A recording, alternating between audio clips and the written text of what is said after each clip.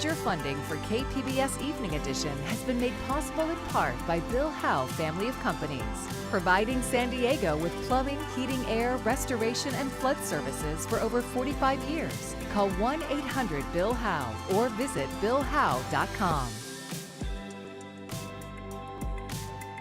And by the Conrad Prebys Foundation, Darlene Marcos Shiley, and by the following.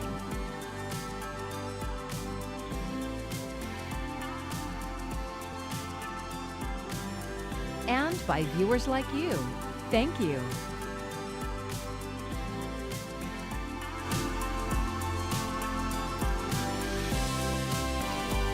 From South Bay to North County, thousands of people are hitting the streets for May Day labor rallies.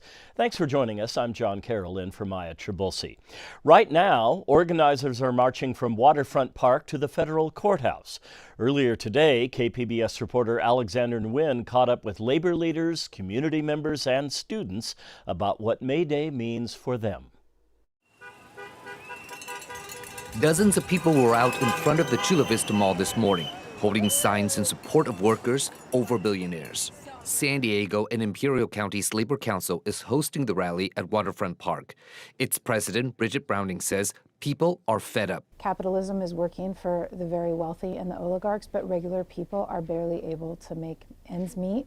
And this isn't just in San Diego, it's all across the country. And so we're trying to lay the foundation to have a total realignment in our economy in the future. That simmering sentiment was also felt at a noontime rally at Chicano Park.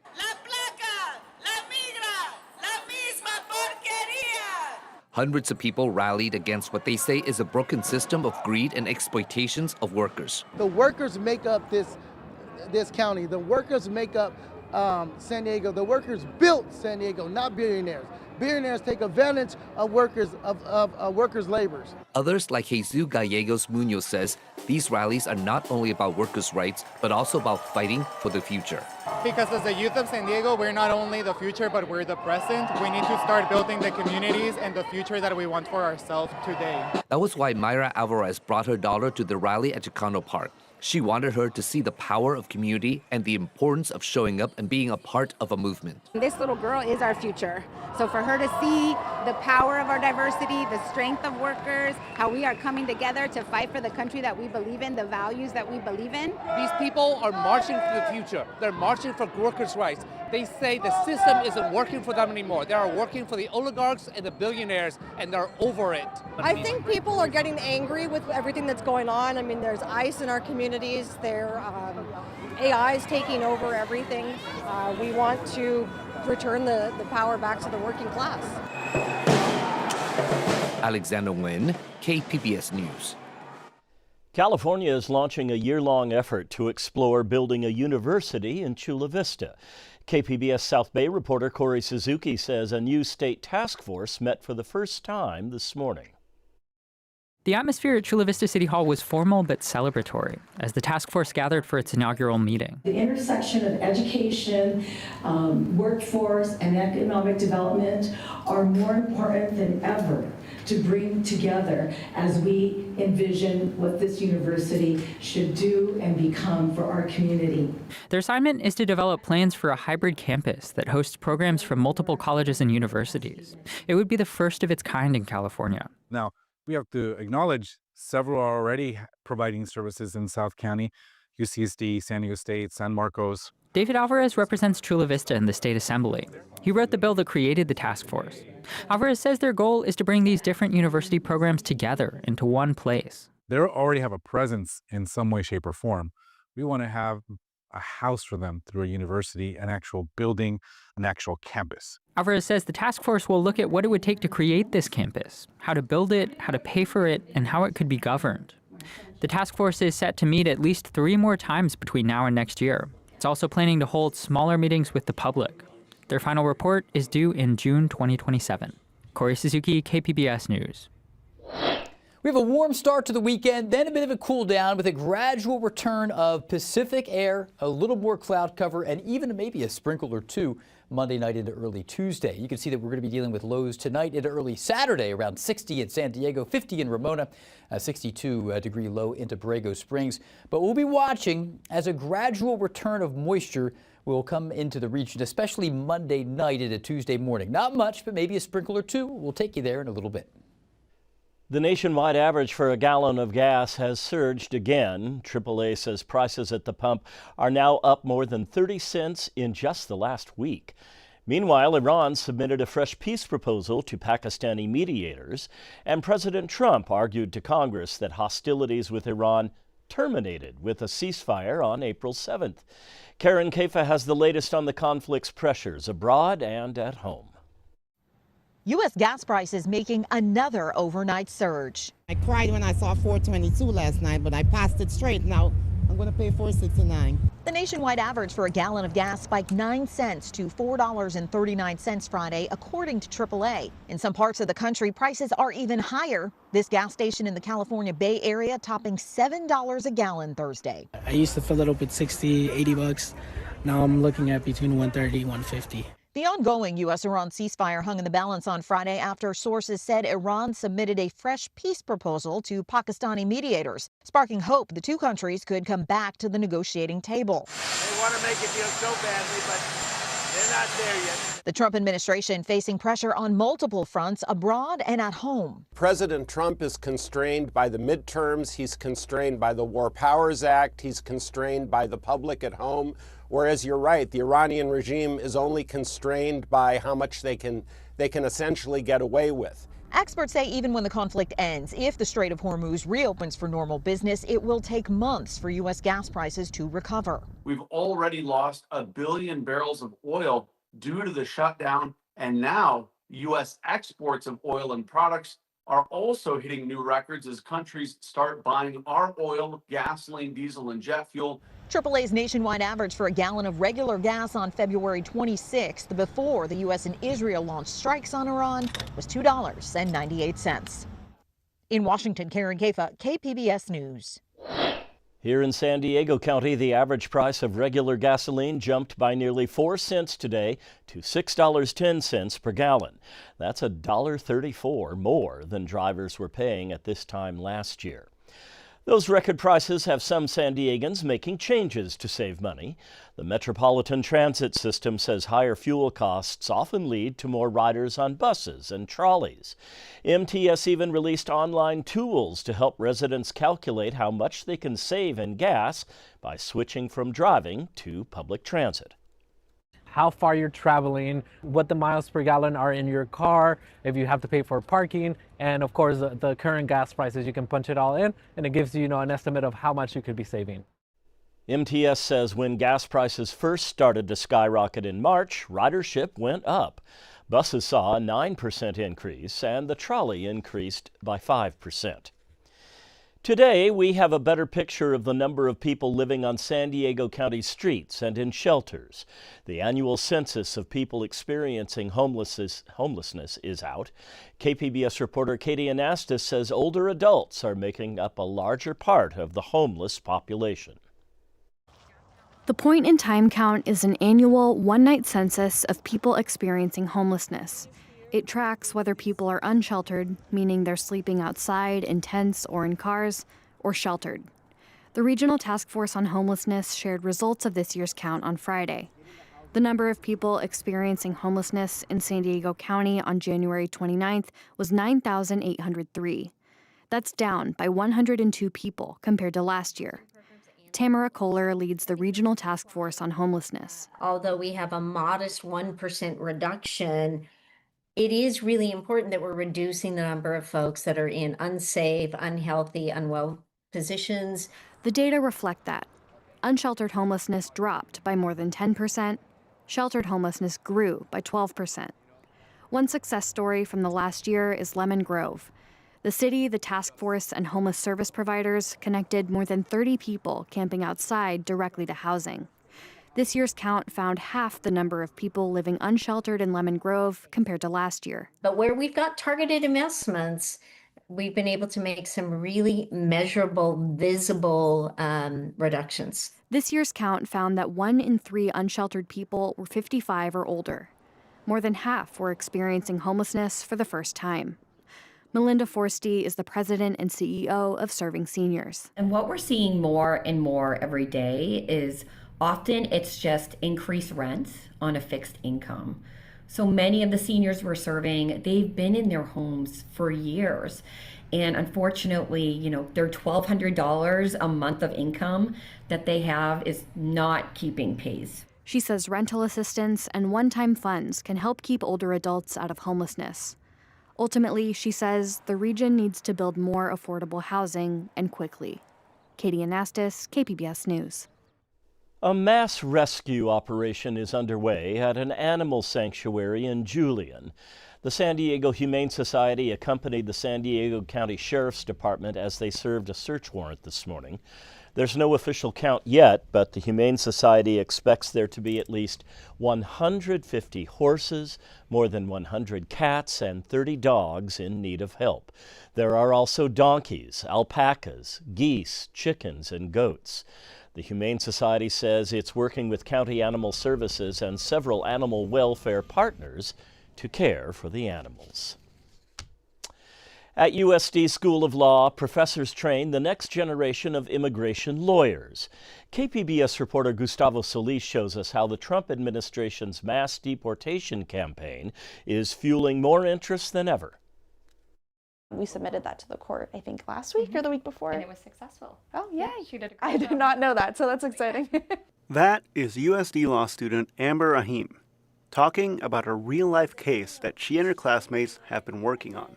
They are representing a Russian asylum seeker and just helped him get released from the Otay Mesa Detention Center. So I came into law school wanting to do immigration. My parents are immigrants. I have a family that immigrated here to the United States. So growing up, I always just kind of watched their journey of coming here. I went to my dad's citizenship ceremony. The work is part of the USD Immigration Law Clinic, which gives students real-world experience. Just getting to learn about it as I work on real life cases is just so incredible. Tammy Lynn runs the clinic.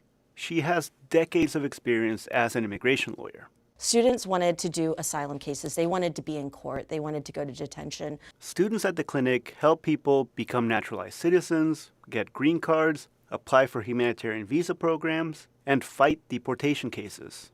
Lynn says the clinic has become more and more popular, and that's largely driven by the Trump administration's mass deportation campaign. And they're looking at immigration practitioners as really much the front line of protection of constitutional rights. When Lynn was in school, the stereotype was that immigration lawyers were more administrators than litigators, filling out forms like visa applications. But now, students see themselves on the front lines of a historic battle against mass deportations. To them, I think it is the most tangible type of law you could do where you are impacting someone directly. That is certainly the case for Logan Quesenberry, who started out wanting to be a public defender.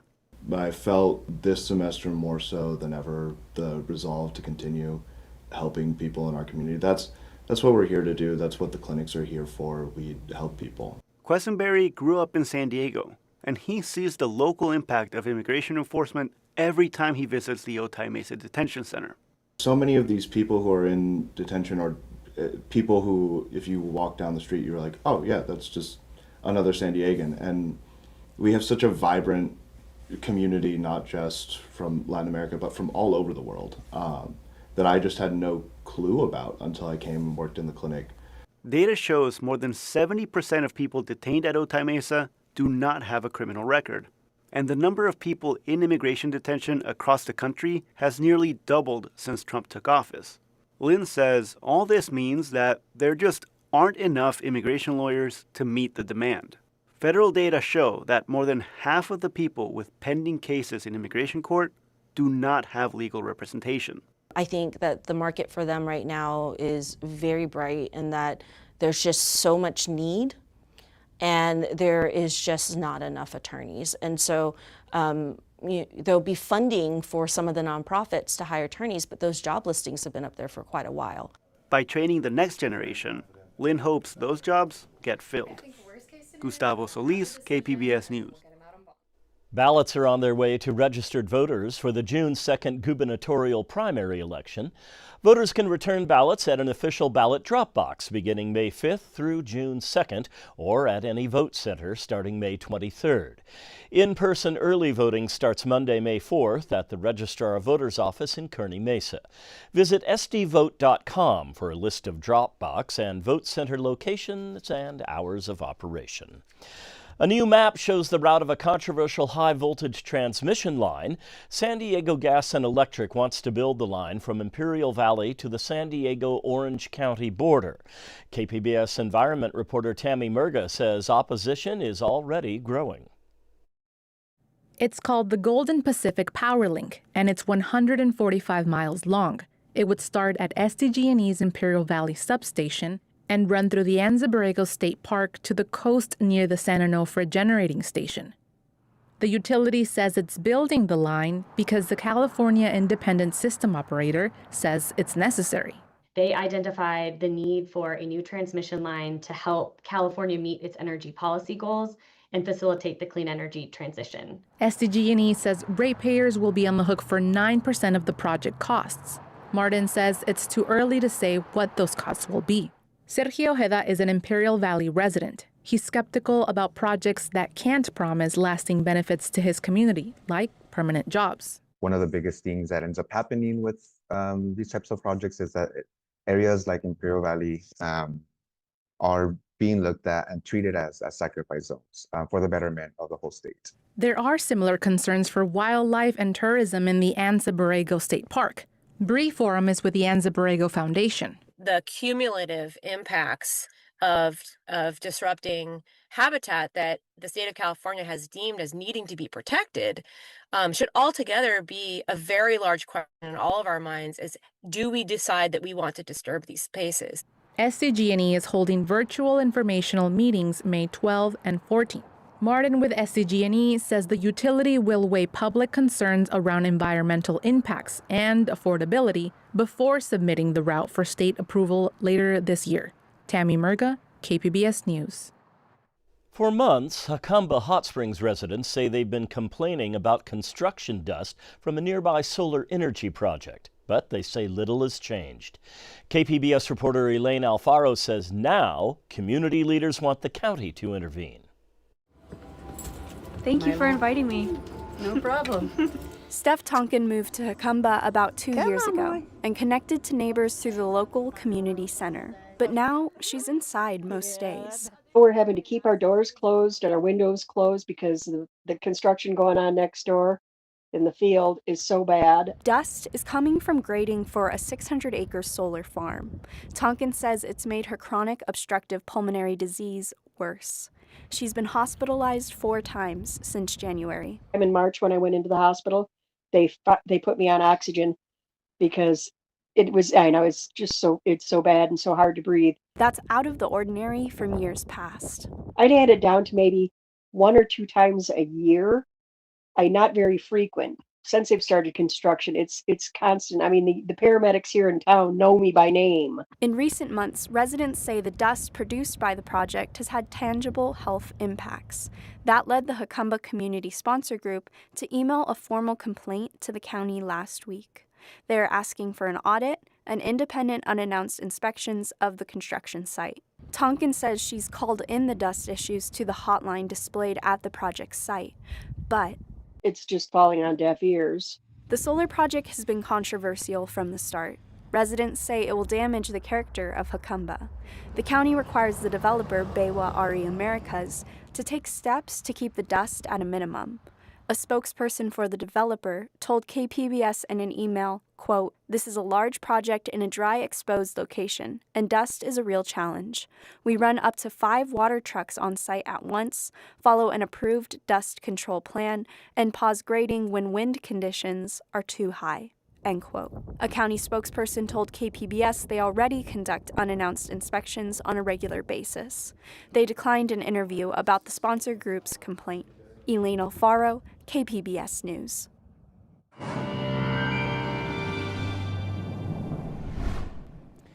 We'll have a pretty good start to the weekend. Fairly warm, not hot, but fairly warm on Saturday. Then we'll begin to turn cooler Sunday and Monday.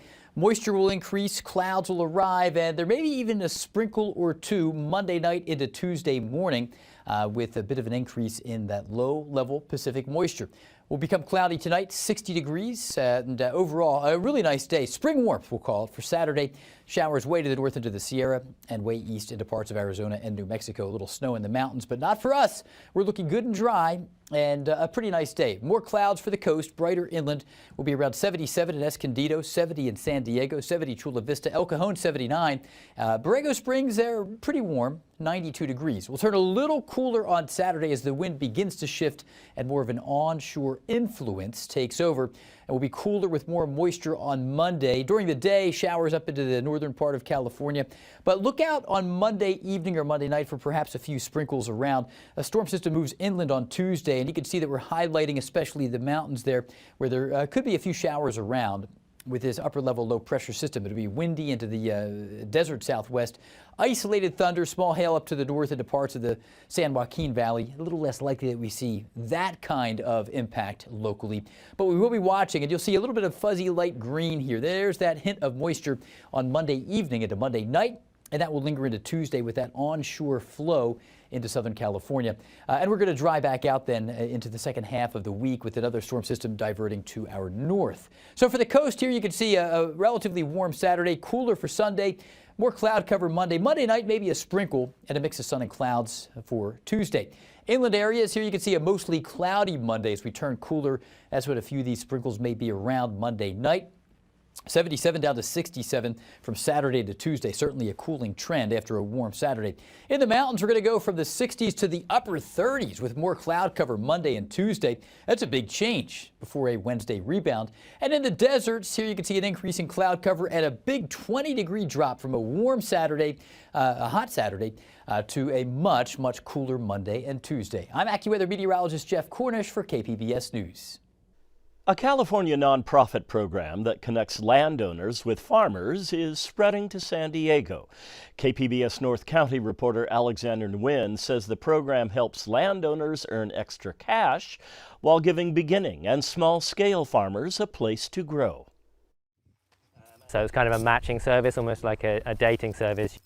Andy Williamson spent about 3 years farming at a community garden in the Tijuana River Valley before looking to expand. That's when he signed up with California FarmLink, which matched him with this property in Ramona.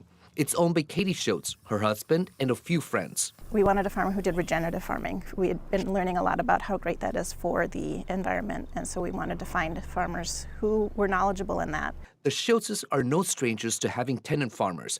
They had some when they owned a farm in Wisconsin, but didn't know where to start here in California. They also wanted to find the right tenant. That's when California FarmLink came in. They helped her craft the ad that led her to Williamson.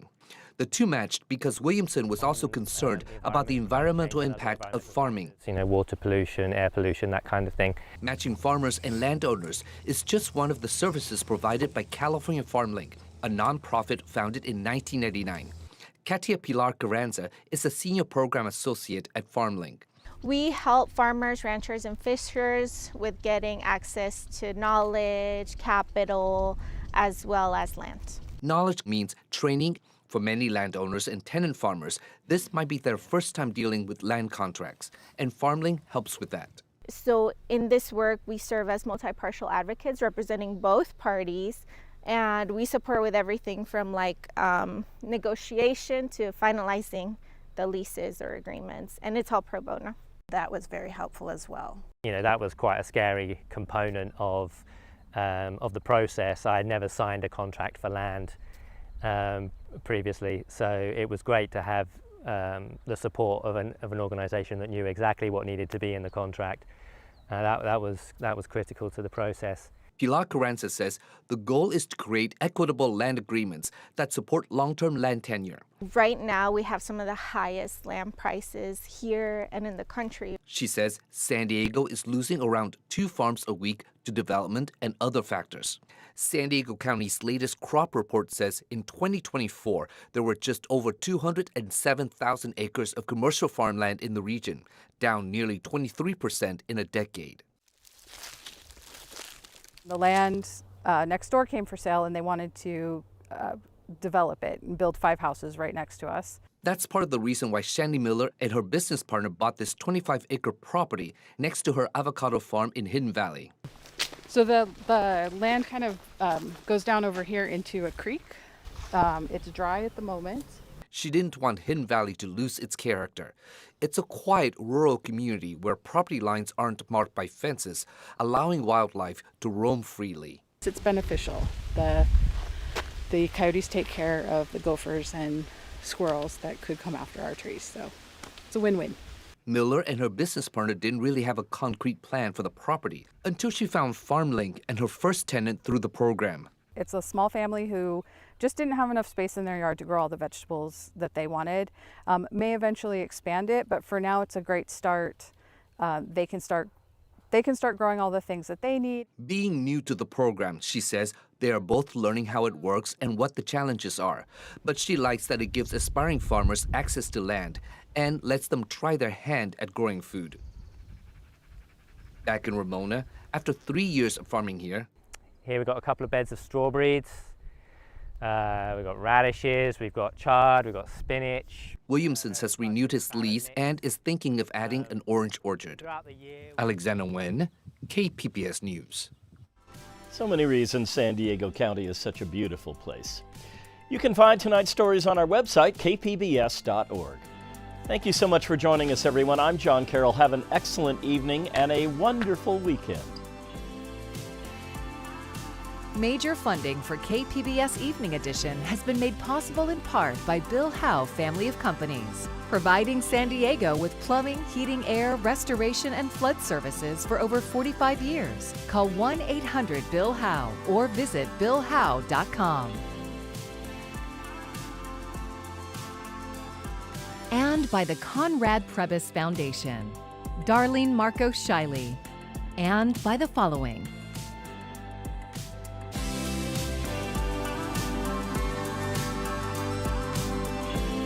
and by viewers like you.